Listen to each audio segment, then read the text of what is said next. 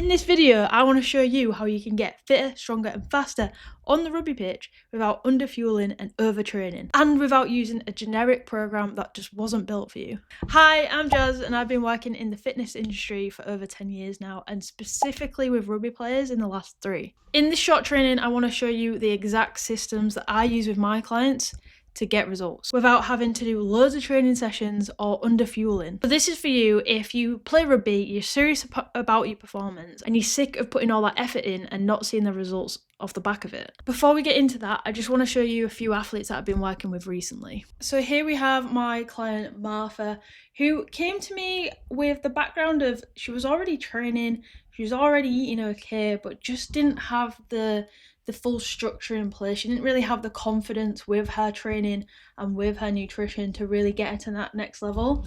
And then we helped build her confidence, her strength. And I think a big one for Martha was actually the fueling, proper fueling to then go ahead and play for her country under 18s.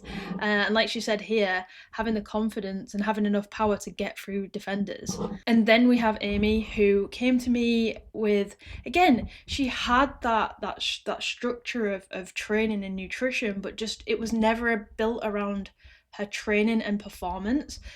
So we gave her that structure around performance, and within a few months she was PBing all her lifts. And we also made the goal of that she wanted at the start of the season to go from her second team to the first team, which we managed to do in 8 weeks. Then she was playing Champ 1 level, and if you didn't know, that's just the one below Prem Rugby. So we managed to up her level of rugby with that, the confidence that she got from the strength and conditioning, and again fueling properly for her sport. While as well, before I move on, while balancing that around having a full-time job and working away a lot. Then we have Liv. Funnily enough, me and Liv actually played against each other the season before, and then she came to me, again, lacking a little bit of structure around how to properly, lacking a bit of structure around how to properly train for her sport. No, unfortunately, as we started to work together, her team actually had to pull out of the league. So she lost that structure around rugby, but we kept the structure with her strength training and fueling right, and trying to keep some skill working where we could. And with that, she still managed to get picked for her county team, which she played for this summer. So even though we were missing the team and the skill element, we still managed to keep her in a good place with her strength and conditioning, that she could go and prove herself for the county trials. Then we have Avery, my American client all the way from the US, actually came to me off the back of a shoulder injury.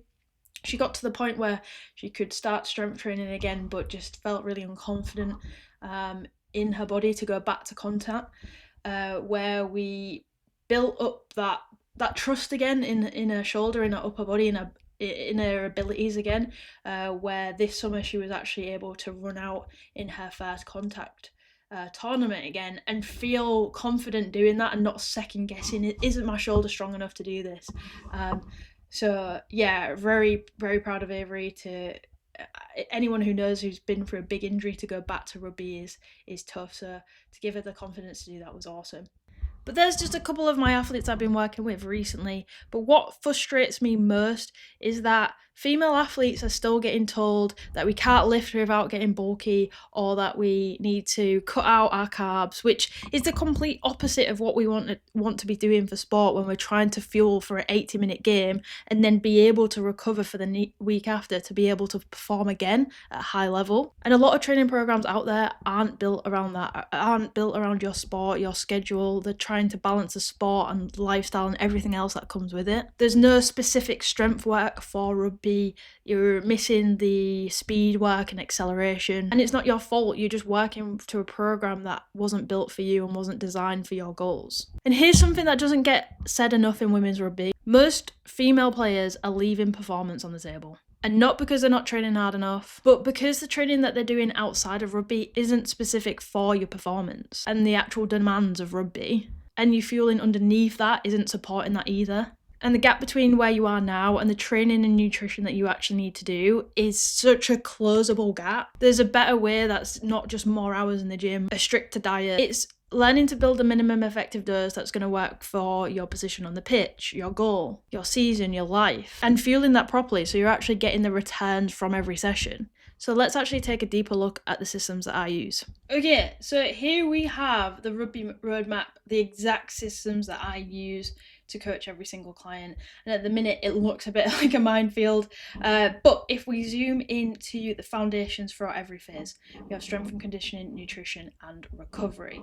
So here with the strength and conditioning, this is intelligent S&C. So it's strength training that is built around you and rugby output. So not just like how do we get stronger, how do we get fitter, but how do we use that power into contact, how do we get faster off the mark, how do we how are we fit under fatigue and still high skill under fatigue, and the ability to last 80 minutes. It's a training plan that's actually built around your week, around your fixtures, around family commitments, about work. Not just the ideal training week, but actually a realistic system that's built for you.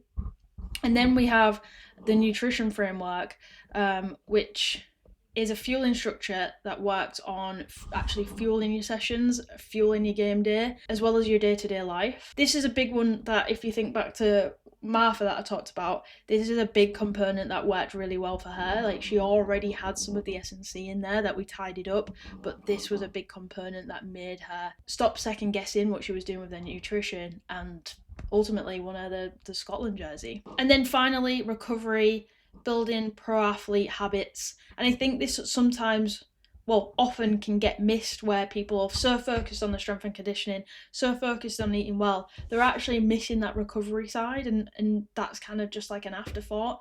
Here we actually want to build that sleep routine, that the recovery structure into your week, so then it's not just an afterthought, it's part of the plan. Because ultimately, if this gets missed, the work that we're doing here with your strength and conditioning, with your nutrition, we're just not actually going to build on those adaptations because we haven't had time to properly recover. So these are the 3 pillars that are actually built into and integrated into the rest of the system. And ultimately, they all go hand in hand. So if we train hard without fueling properly, you're going to stall. And then if we fuel well without actually recovering, you're not going to improve and adapt. So if we get all 3 components working together, that's where we're going to make progress. Now you know the 3 pillars, let's take a little deeper look into the system itself. So basically, you can see here we have a start point, which I like to call the calibration, the dial-in phase. Basically, here we gather as much information as possible and build good foundations that we're not going in completely blind. So off the back of that, we build you up. So ideally, at the end of here, you should be feeling pretty fit. The body should be feeling good. We've got a good routine in place in terms of your training and nutrition. And then if we zoom out there, you can see we have 3 main phases, which is the prime phase, the perform phase, and the unlearn phase, aka the pre-season phase, the in-season phase, and the off-season phase, which is that small window where usually people get like 2 or 3 weeks off between in-season and pre-season. And depending on where you are in the season is where you will enter this roadmap, basically. But I built this for rugby players who want to take their performance seriously. So this is not a generic 12-week plan that's just going to get you a little bit faster, a little bit stronger, a little bit fitter. It's not just quick fixes. It's built for someone who wants to find that ceiling and find what you're actually capable of. And if nothing changes in the next 12 months, you'll just be another season older and still wondering why the ceiling hasn't moved by you just getting by with what you're currently doing.